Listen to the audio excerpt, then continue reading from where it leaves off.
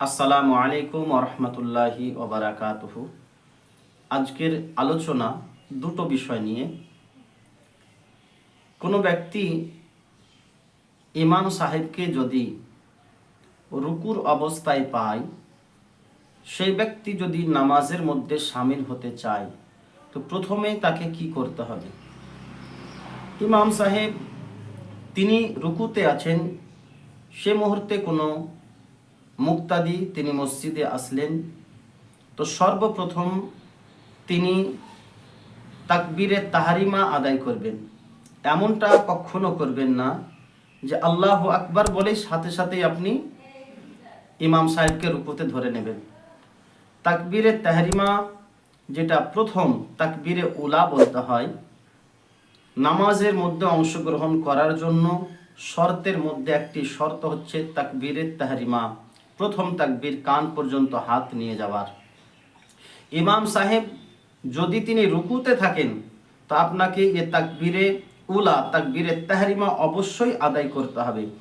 আপনি আল্লাহু আকবার বলে কান পর্যন্ত হাত নিয়ে, ইমাম সাহেব যেহেতু রুকুতে আছে, সময় খুব কম, এবার আপনি আবারও আল্লাহু আকবার বলে আপনি রুকুতে চলে যাবেন। তাহলে আপনার নামাজে অংশগ্রহণ করা হবে। যদি আপনি তাকবীরে উলা, তাকবীরে তাহরিমা আদায় না করেন, তাহলে আপনার নামাজে অংশগ্রহণ করা হলো না। অনেক সময় ইমাম সাহেব তিনি রুকুতে আছেন আর আপনি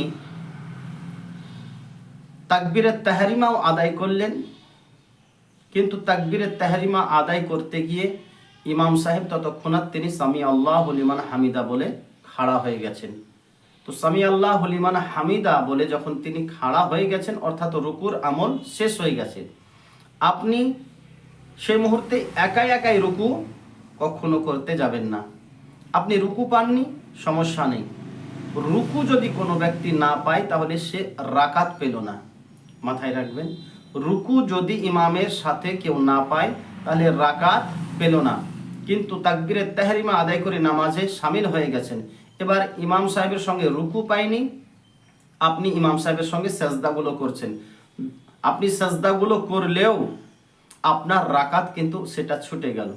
অনেক সময় দেখা কি যায় যে ইমাম সাহেবের সঙ্গে মুক্তাদি রুকু পায়নি, ইমাম সাহেব সামি আল্লাহু লিমান হামিদা বলে খাড়া হয়ে গেছেন, তো যে ব্যক্তি তৎক্ষণাৎ শামিল হলো মসজিদে জামাতের সাথে, তো তিনি ইমাম সাহেবের রুকু হয়ে গেছে, তো তিনি একাই একাই রুকু একটা করে নেন, তাড়াহুড়ো করে রুকু করে নিয়ে ইমাম সাহেবের সঙ্গে সাজদা করেন না।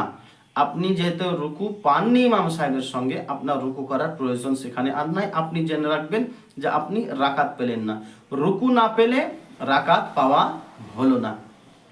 আরও বিষয় যে ইমাম সাহেব এখনো রুকুতে আছেন আর আপনি তাকবীরে উলা, তাকবীরে তাহরিমা পাঠ করেছেন, এবার আপনি আল্লাহু আকবার বলে ঝুঁকছেন রুকুর দিকে।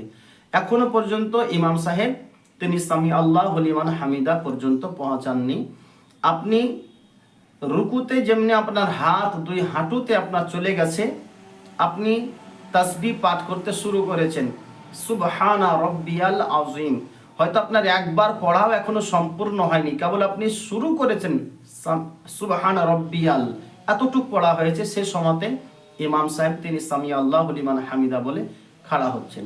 তো আপনি সেই মুহূর্তে রুকুর মধ্যে অল্প সময় আপনার হাত যদি ঘুটনো পর্যন্ত চলে যায়, এক তসবিহ যদি আপনার পড়া সম্পূর্ণ না হয়, কিছুটা পড়েছেন, তবু আপনি রুকু পেয়ে গেলেন।